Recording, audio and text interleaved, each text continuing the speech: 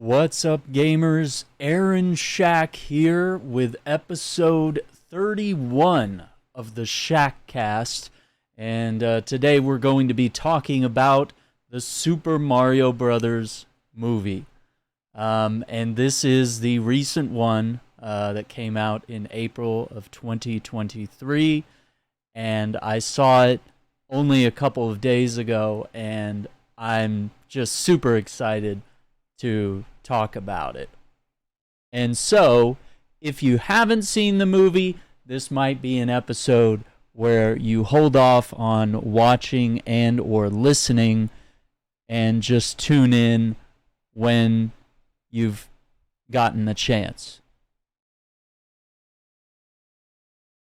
Okay, so I want to first just kind of go through some of the statistics before I get into what I think about the movie, because as of the recording of this podcast episode, which is April 16th of 2023, the Super Mario Brothers movie, the animated film, 3D animation, has grossed over 678 million worldwide since its premiere on April the 5th, 2023.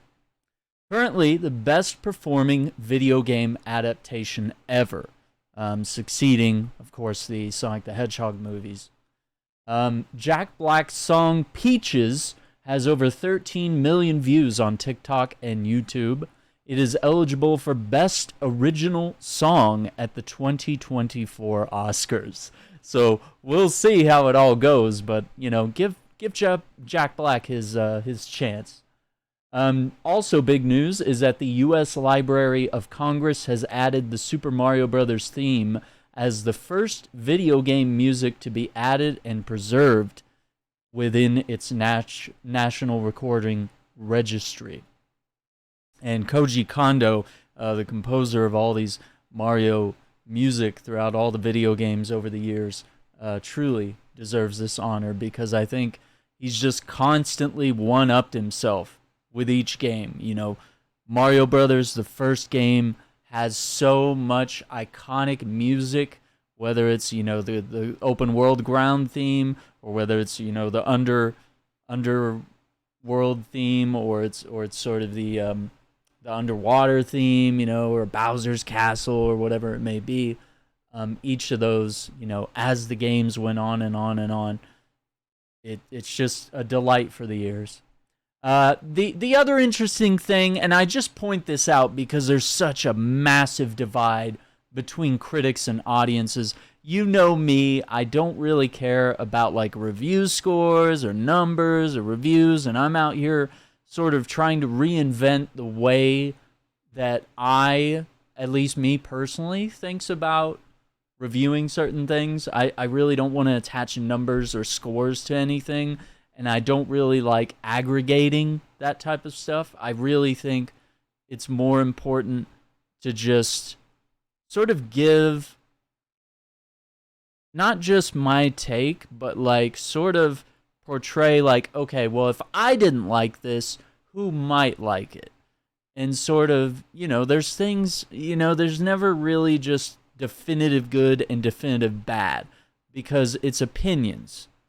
So like what I may love, other people may hate.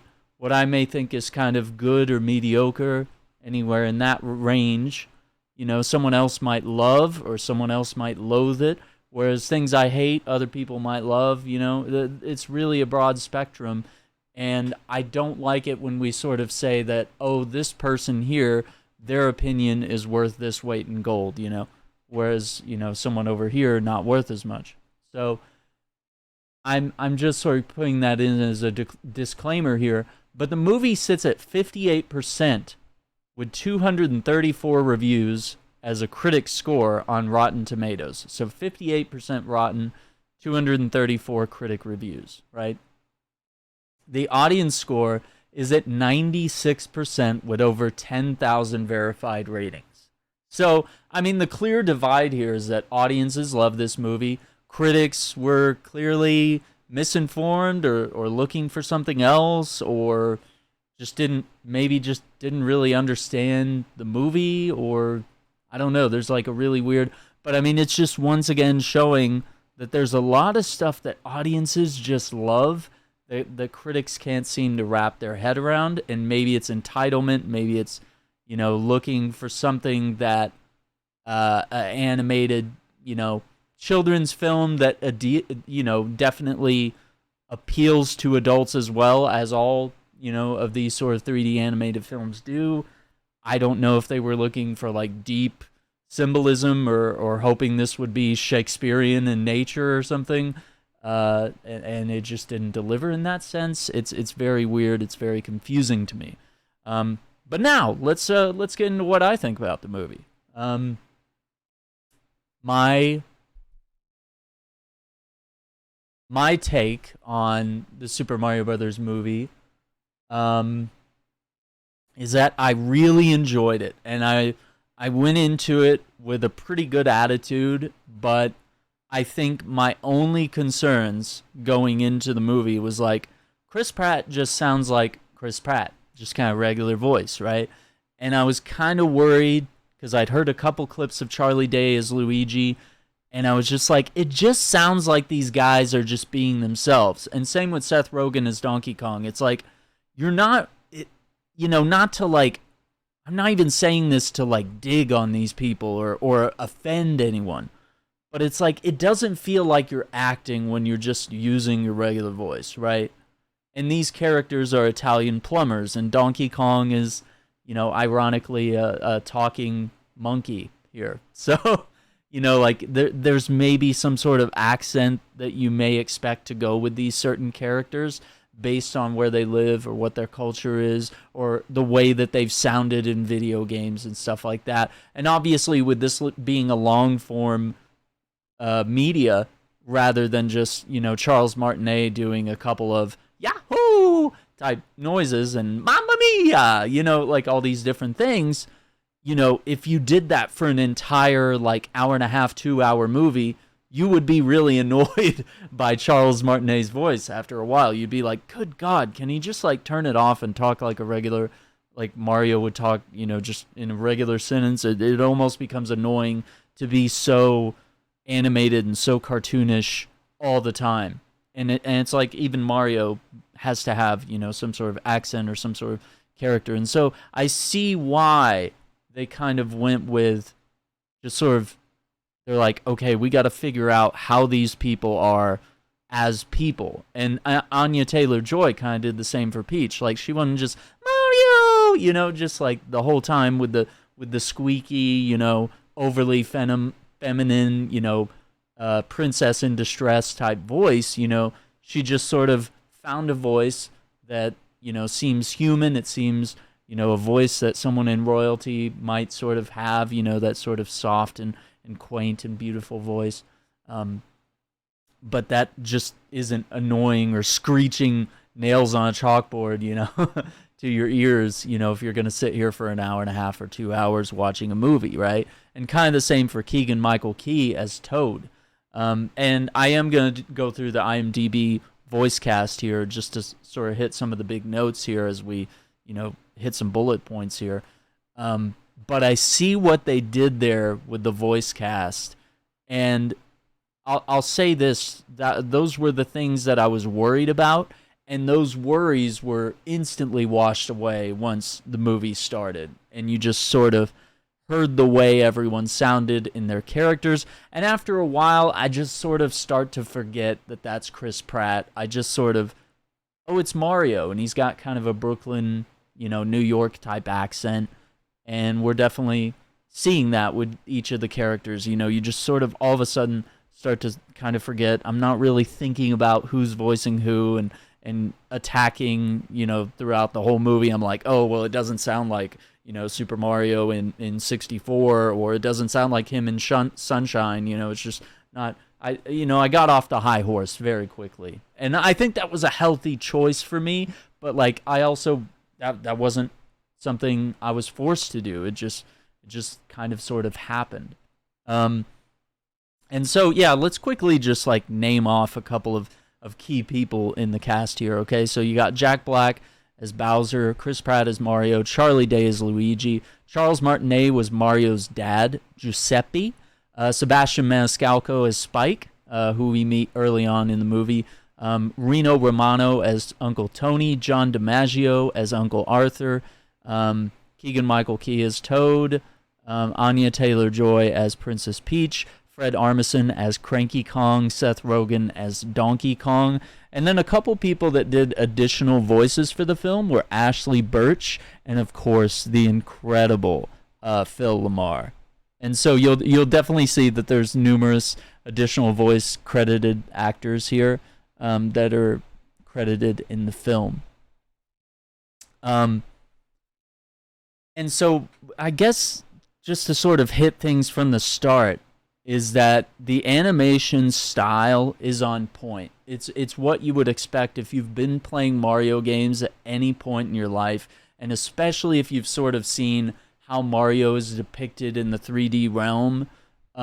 The art style is exactly pretty much what you see in the games, and a lot of stuff where it sort of borrows from the older games. You know, you'll see references to Mario Brothers 2 and 3 and 1 and, you know, just all sorts of the different ones over the years. But they will sort of be put into that modern 3D style that we've seen in the past several games, whether it's, you know, the Odyssey games, the Galaxy games, Mario Sunshine, you know, stuff like that. You sort of start to see those nods. And I think the Chris Pratt and Charlie Day accents sort of started to slip in a little better, and you sort of saw that they were depicting that heavily Italian accent during the Mario Brothers rap commercial for their plumbing company at the very beginning, which I thought was perfectly done. And it was so great because I grew up watching the Super Mario Brothers Super Show and listening to the Mario Brothers rap and watching that type of media as a kid growing up, playing the NES, playing the Super NES, you know, all of these different things. As I was growing up, I mean, that was huge for me, playing those various different games. And so I think that sort of eased me into the idea that it's like, yeah, they are these Italian brothers, but like they're just sort of depicting themselves that way for the commercial. And I think that is almost more humorous than making them have those voices the entire movie just for the bit. But I almost feel like because of what they did with Mario's and Luigi's family members, where they literally cast like Italian voice actors, or you know, most of these guys, I 100% sure Sebastian Maniscalco is Italian. I think Romano is too. But I think most of what they did there was, and so it's like, well, when I got to the end of the movie, I was almost like, why didn't they just find, like, of all the great comedians, like especially Sebastian Maniscalco, who actually did audition for Mario, but like he did it in the Charles Martinet way. And so they were like, what the hell are you doing at the audition? And so they obviously found a place for him as Spike, and I think it was perfect for him. But like, it just kind of made me wonder, like, why did they cast two of the whitest guys for these two roles? And not that I have any problem now that I've seen the movie and really enjoy it with their performances. It almost makes me sort of think what John Leguizamo was saying. He was like, why didn't they cast anyone of color for the two main roles of Mario and Luigi? Like, these are not two white boys. Like, they have always been these Italian plumbers. And, you know, John, when he was in the live action Mario Brothers movie, you know, he was someone of Hispanic descent portraying these, you know, Italian brothers. So it was really interesting thing that he brought up there. And so I was kind of considering that towards the end of the movie. I was like, well, why didn't they just find one of these hilarious Italian comedians that could do it without Charles Martinetting it, right? To use a verb here. You know, just not to turn it into something so cartoonish. And that's the only way we've known Mario and Luigi up to this point, is just, we just hear those voices, you know, when they're jumping or when they get hurt, you know, they make little noises, and and say little things. You know, we don't really listen to these characters. They've never really been voice acted in full-length dialogue. The same way, like, we had never heard Zelda, like, have a full voice acting role until The Legend of Zelda Breath of the Wild, and it's absolutely wild that this is like the first time we're giving these characters voices. And even the same for Bowser. At first you're like, Jack Black? And it's like, but then you realize, like, he put his all into it. And I think you could tell that before I even saw the movie. I saw him on the Kelly Clarkson Daily Talk Show, and you know, he came out in the Bowser costume, and they sort of blurred out his crotch, which was weird because I thought it brought even more attention to his crotch by blurring it out. You're like, hey, this is what we don't want you to see. So now you're more prone to want to know, like, what was going on there, even though it seems kind of lewd.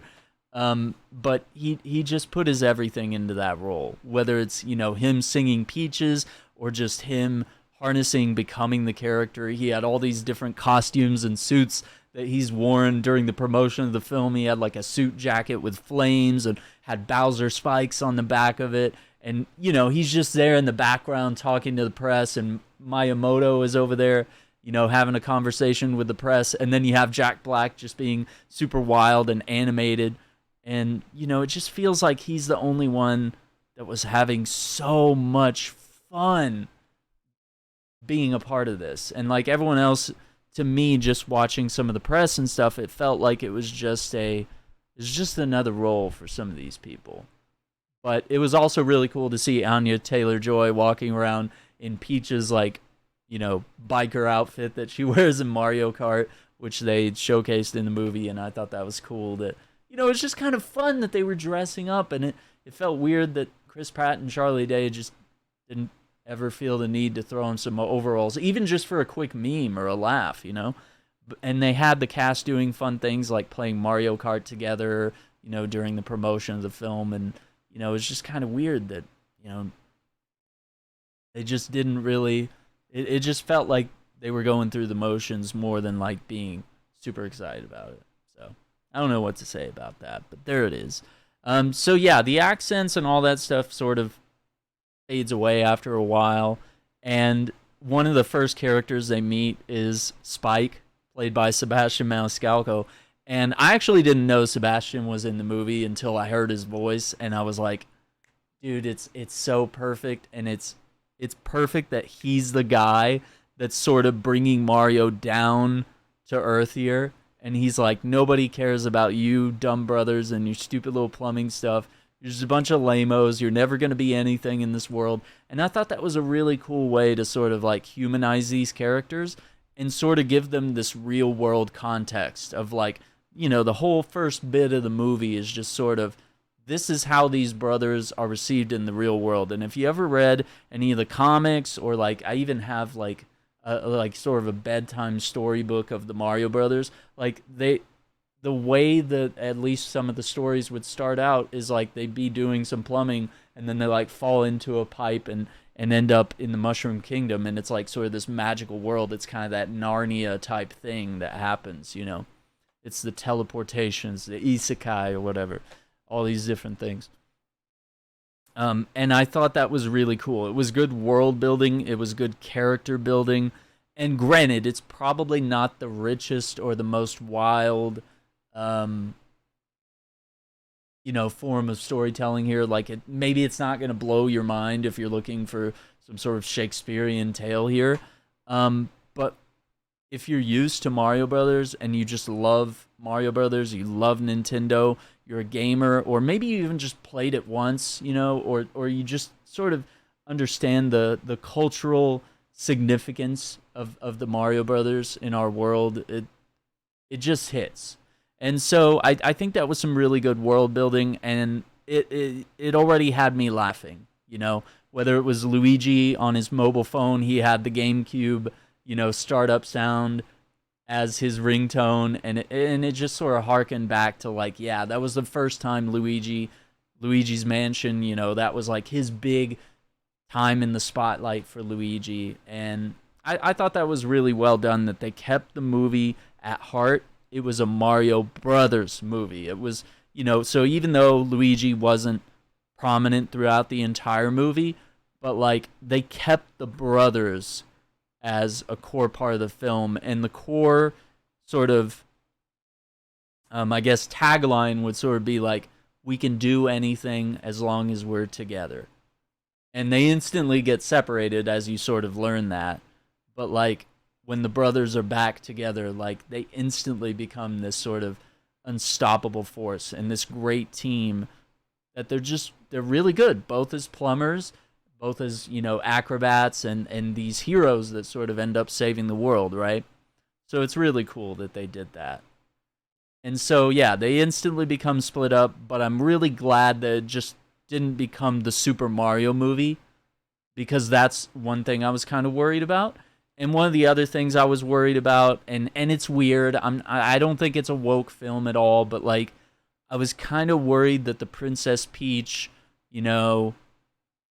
sort of being it's not even that she's like being a girl boss, because I don't think that's true. I just think she's a lot like how she's depicted in the comics and even in some of the video games. Whereas, like, at times she's a damsel in distress and needs to be saved, but, like, she's fully capable of handling herself to an extent. And I think we get to see that throughout the movie. And Mario's very much a stranger in this world, so he sort of has to learn the ropes of, like, traversing and using power-ups and battling all the different enemies and stuff like that. And it's like Peach, allegedly fell into this world as a young child and has had time to grow into this world, and she was raised by the Toads, and now she rules the Toads, which is actually kind of an interesting world-building concept that they have here. So I really dig it.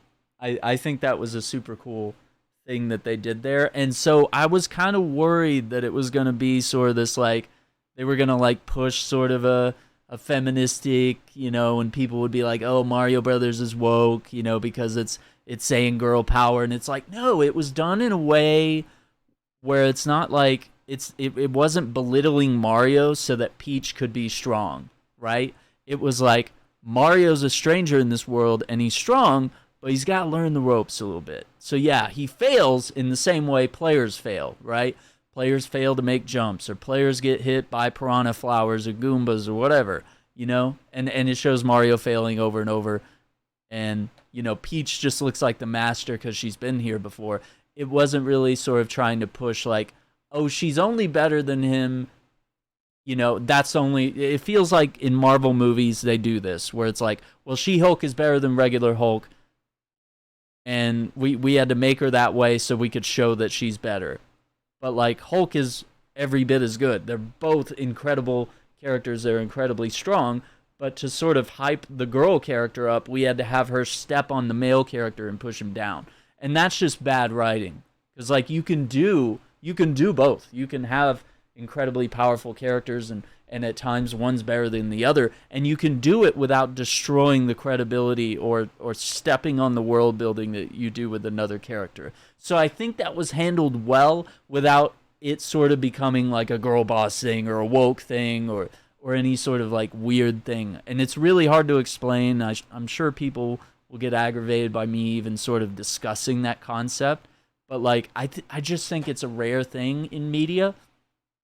And when it's so well done that it doesn't feel like it's force-feeding that down your throat, it's a really good thing, because Peach is a role model for young women and girls, and allowing her to be that and not sort of have to undermine her or make her completely a damsel in distress makes her character interesting, strong-willed, but at the same time, it sticks to sort of that Mario Brothers goal of like, yeah, we gotta save the princess in the castle from the evil King Koopa, right? Like, so it doesn't destroy what the games and the overall lore and story of the world, all that stuff does.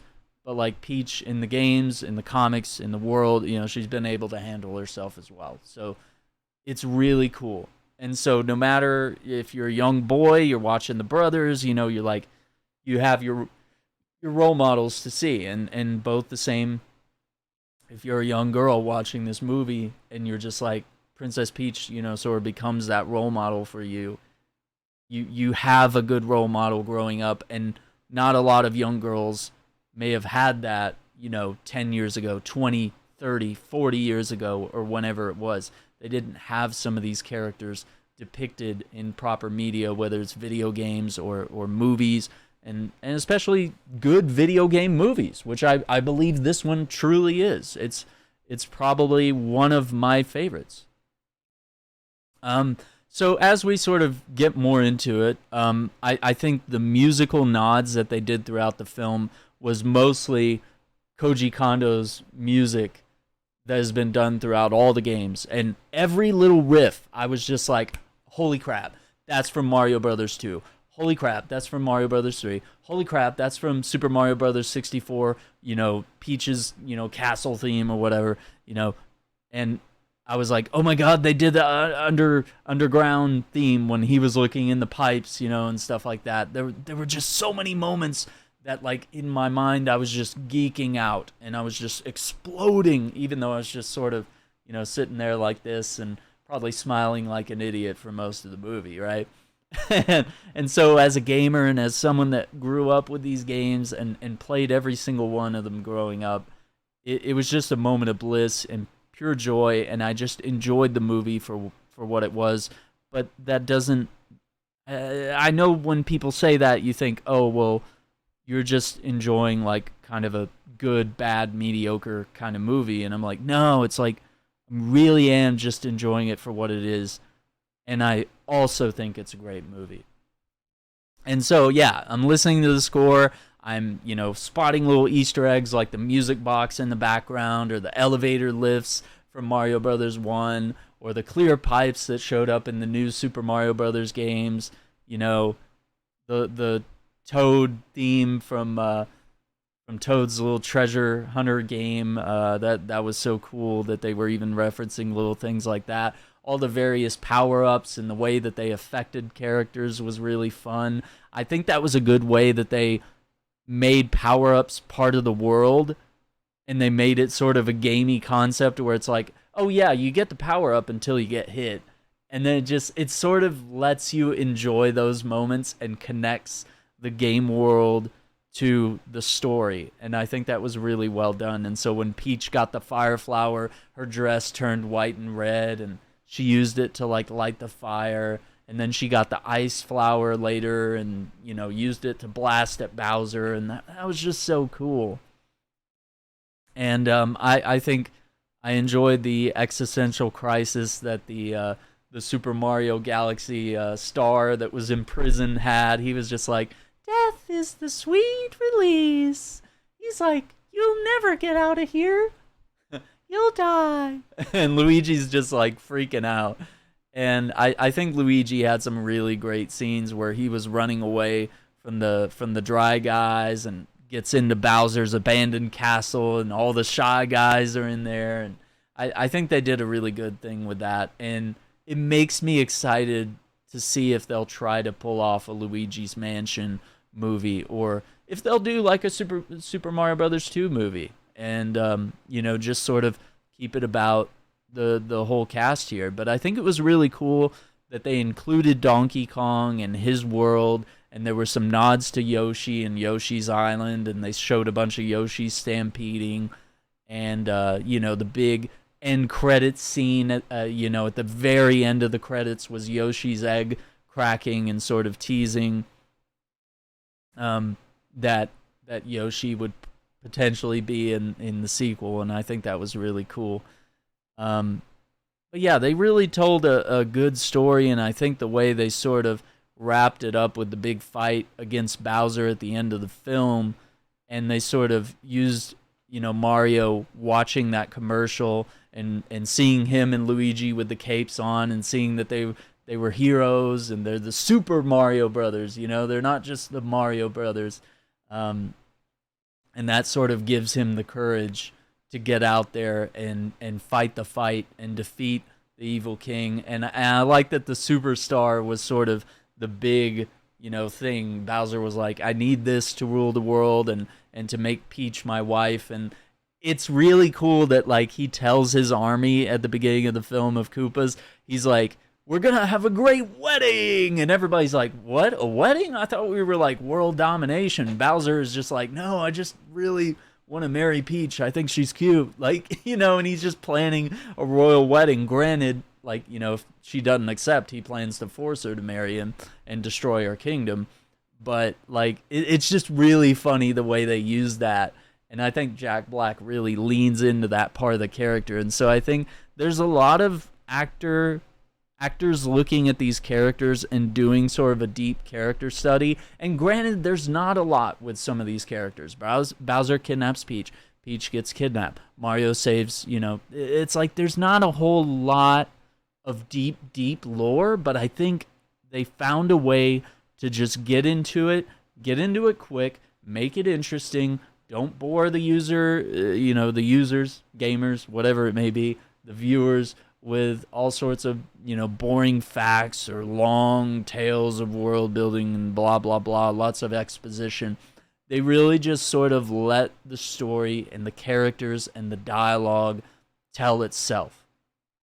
And I have to say, major nod for them doing No Sleep Till Brooklyn as the brothers are running through Brooklyn to get to their first plumbing job. I thought that was really cool, that they were able to work in some modern themes, I Need a Hero and all these various songs. I think that was really cool that they brought in a little bit of pop culture, but also just really stuck to the strengths of Mario Brothers, which is, the scenery, the worlds, the power-ups, the beautiful music that traverses all of the games. I think they did really good at nodding to just about everything. It was an assault on your senses as you were watching the movie, and I think that was a really good thing. So yeah, it just kept me smiling, it kept me guessing, kept me wondering, and I just really enjoyed every bit of this movie through and through. And I probably can't wait until I can sit down at home and just rewatch it and catch those Easter eggs and pause, during a couple of scenes and watch behind the scenes featurettes and stuff like that, and just really enjoy what they've put into it, because I can tell that there's a lot of Easter eggs, and there's probably a lot more that you'll sort of realize maybe on a second or third watch. There's just so much to soak in. But really seeing it on the big screen and seeing those side-scroller moments where it sort of felt like you were playing the game was just really well done. And the way they brought it, even in as a first-person and 3D third-person type experience as they traversed the world, was really cool. The nods to Mario Kart was great. I mean, they scored in every way, and it just seems like they must have really worked hard and worked together. There must have been a lot of collaboration and a lot of communication to make sure that all of these beats were being hit just right and that nothing was conflicting or being weird. Now, the only big thing I caught was that I believe Cranky Kong is Donkey Kong's grandpa, not his dad. So I think that was maybe an oversight, or maybe it's a lore change that they're doing. Maybe it's just something they decided to do. Maybe it's an oversight, but I'm not going to be super nitpicky on something like that, because it's like, how much does it truly matter? Not a lot. But it was really cool to see the nod to Diddy Kong and Dixie Kong and all the various, just very small, subtle references, whether it was even sort of the Donkey Kong game of Mario getting to play Jumpman and having to fight Donkey Kong in that arena. Everything just worked out so well, and so many little nods to things that I really enjoyed. And it was cool to see Mario get the raccoon suit power up, and Luigi was like, "You look like a bear," and it's it's just like, what are you wearing, Mario? And even seeing Mario as Cap Mario from the new Super Mario Brothers and battling Donkey Kong, I was like, dude, things gonna get unhinged right now as Mario doing that. So that was super cool. So overall, I really enjoyed all that stuff. I enjoyed the family storytelling that they did. Even though the family sort of doubted him, I mean, that's very much like real family drama. Is that, you're never gonna make anything of yourself, when you're like this, and and then they just sort of, at the end of the movie, it's just this perfect redemption of like the brothers start to understand the rules of this world, and they get to show their family, hey, we're worth more than you thought we were. We're not going to be these, pushovers. We're not these losers that don't belong. And it just sort of gives them that moment in the sun, and they get to prove their worth to everyone, and they get to save the world. And I think that was super cool. And the other thing is that the Jack Black actually sang the Peaches song, but it has the chord progression of Never Gonna Give You Up, and the song goes perfectly over it. It's absolutely insane. I can't believe he did that to us, but at the same time, I can believe he did it to us. And I really hope, because I think we saw this, I really hope Jack Black and Kelly Clarkson will do some sort of duet together. I think that would be absolutely killer if they can make that happen. They discussed that, and I just thought, wow, I'm surprised they didn't already do it, but that needs to happen someday. We need more Jack Black in the limelight here. Whether it's for the anniversary of School of Rock, I think it would be really cool to sort of do something on her show where they reunite and they all sing together and Kelly joins the band or something. It'd be really cool. So, I mean, I gotta say, it's one of my favorite movies, and there were moments where I was like tearing up, whether it was, just seeing the nostalgia waves hit, or just sort of seeing those moments, those like family moments, those brotherly moments where, these two guys missed each other and they love each other and they found each other in this crazy new world, and then they found a way to team up and deal with the circumstances and do what had to be done. And that's just so cool that at the core of the movie, it's really about these two brothers more than anything else. Everything else is just adding to it, just, flavoring on the cake, the icing on the cake, right? So I think that's what brings it in and makes it really strong, and it sort of gives it that Pixar feel of like, there is a deeper meaning behind this movie, and maybe it's not, complex environmentalism types plots, but like there really is some deeper meaning to it, and maybe that's the bit for the adults is, it's these two brothers, sort of trying to figure out what makes them special. They have a passion in the world, and they're just trying to figure out how they can be a part of the world and be meaningful and do well for themselves and for their family. And that's something that matters a lot in these sort of immigrant families like that. So I can speak to that quite heavily. So looking forward to the future. I'm excited, and I think they might be on a path to getting $1 billion worldwide. I'd be really surprised if the movie doesn't gross over $1 billion at some point. And then, of course, I'm sure the digital sales and the Blu-ray sales and stuff like that will probably chip in. And then if there's any sort of like movie merch, toys, T-shirts, costumes, all that stuff is just going to catch on fire throughout this year. So I think it's the perfect time, and I bet Nintendo was probably a little nervous when they saw those critic reviews coming out, and they were like, oh my God, we're never going to dabble in movies ever again. And the interesting thing about the live action Mario movie is, yeah, it was hated on, but like over time it's become sort of a cult hit, and it's sort of, it's sort of found its place in culture as its little beloved thing. And it can be enjoyed for what it is. And that's what I think is really cool about that. So even though I wasn't super crazy about it when I was a kid, like I still found a way to enjoy and respect it and hold it on its own over here. And that's why I'm not comparing the two movies. I'm enjoying them both. And this one obviously knocks it out of the park and is incredible. But I still have some respect for the OG and what they were trying to do. And it just sort of fits as a relic of its time. And this movie, I believe, can really withstand the test of time. And I'm excited to see what they do.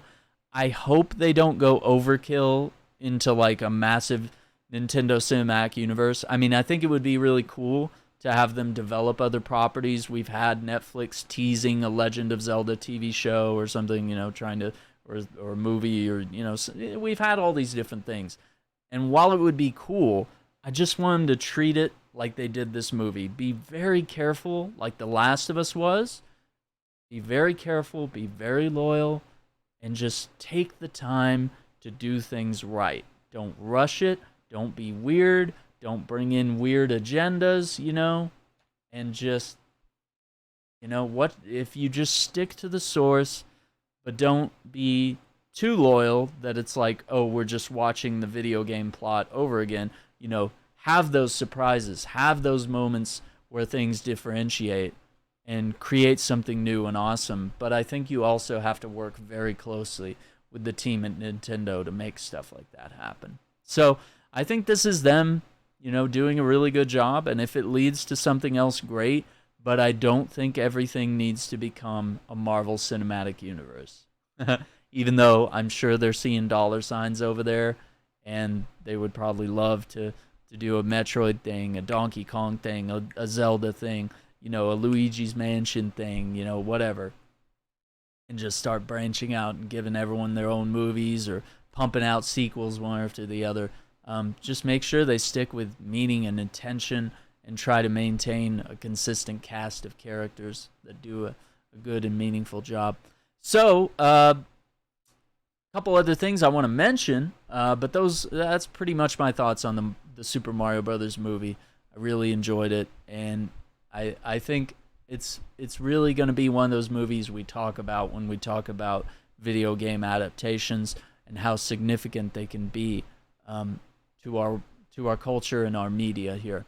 So a couple of things I want to mention is I did do a bit of a different background here for the podcast. And if you're watching on YouTube, you can definitely see dozens of different Easter eggs here. So if you've been watching, definitely let me know in the comments how many different things you're spotting here in the background. And if you can name a lot of different things, see how many things you can name, and maybe I'll have something for whoever manages to pick out the most Easter eggs in the background there, no matter how subtle they are. So keep an eye on that. But yeah, I do have a lot of really cool video game and pop culture stuff here in the studio, and I thought I'd sort of tear down the green screen for a little bit and just sort of try an all-natural look for this episode of the Shackcast. And so once again, like the video, leave a comment if you have any suggestions about topics for future videos, anything you'd like to see me do on the podcast. You can also, on the various podcasting outlets, leave a review. That would help me immensely. Like the video, comment, subscribe. We're also accepting memberships on the YouTube channel, which is a monetary way to support the channel. You get channel badges that have been designed of all my different guitars that I've owned. And then you also get access to emotes and special posts and videos and stuff like that that are for members only. And, of course, my undying appreciation to keeping this wonderful channel and podcast afloat. You guys are what keeps me going and keeps me doing all this, and the incredible growth that we've seen over these past couple of years has been absolutely incredible, and I appreciate it. Appreciate everyone watching and listening. We will be back for another episode very soon. So thank you for watching. This has been the Shackcast, episode 31, the Super Mario Brothers movie. Thank you for watching. Take care, be safe, and we'll see you next time. Bye.